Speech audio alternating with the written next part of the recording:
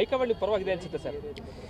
ನನಗೆ ನಾನು ಹೇಳಿದ್ನಲ್ವಾ, ಒಂದು ಪಕ್ಷ ಯಾವ ಆಧಾರದ ಮೇಲೆ ಟಿಕೆಟ್ ಕೊಡ್ತಾರೆ, ಅವನಿಗೆ ಪಬ್ಲಿಕ್ ಅವನ ಜೊತೆ ಇದ್ದಾರಾ ಇಲ್ವಾ ಅಂತ ನೋಡ್ತಾರೆ. ಪಬ್ಲಿಕ್ ಯಾವಾಗ ಜೊತೆ ಇರ್ತಾರೆ, ನಾವು ಕೆಲಸ ಮಾಡಿದ್ರು ಜೊತೆ ಇರ್ತಾರೆ. ಇವತ್ತು ಮೈಸೂರು ಕೊಡಗಿನ ಜನ ಯಾರ ಜೊತೆ ಇದ್ದಾರೆ, ಪ್ರತಾಪ್ ಸಿಂಹನ ಜೊತೆ ಇದ್ದಾರೆ. ಅದೆಲ್ಲರಿಗೂ ಕೂಡ ಜಗಜ್ಜಾಹಿರಾಗಿರೋ ಒಂದು ವಿಚಾರ. ಇಲ್ಲಾಂದರೆ ಕಾಂಗ್ರೆಸ್ನವರಿಗೆ 135 ಸೀಟನ್ನು ಗೆದ್ದಿರೋಂಥ ಕಾಂಗ್ರೆಸ್ಸಿಗೆ ಮುಖ್ಯಮಂತ್ರಿಗಳ ತವರು ಜಿಲ್ಲೆಯಲ್ಲಿ ಕ್ಯಾಂಡಿಡೇಟ್ ಹುಡ್ಕೋಕ್ಕಾಗ್ತಾಯಿಲ್ಲ ಅಂತಂದರೆ ಅದು ಪ್ರತಾಪ್ ಸಿಂಹನ ಶಕ್ತಿನ ತೋರಿಸುತ್ತೆ, ಅವನು ಎಷ್ಟು ಫಾರ್ಮಿಡಬಲ್ ಕ್ಯಾಂಡಿಡೇಟ್ ಅನ್ನೋದನ್ನು ತೋರಿಸುತ್ತೆ.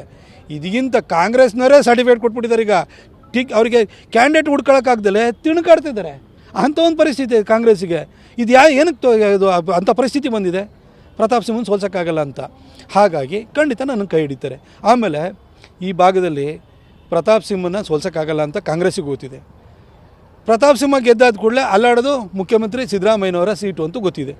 ಹಾಗಾದರೆ ಮುಖ್ಯಮಂತ್ರಿ ಸಿದ್ದರಾಮಯ್ಯನವರಿಗೆ ಸಹಾಯ ಮಾಡೋಕ್ಕೆ ನಮ್ಮ ಪಕ್ಷ ಯಾಕೆ ಹೋಗುತ್ತೇನ್ರಿ? ಹಾಗಾಗಿ ನನಗೇ ಆಶೀರ್ವಾದವನ್ನು ಮಾಡ್ತಾರೆ.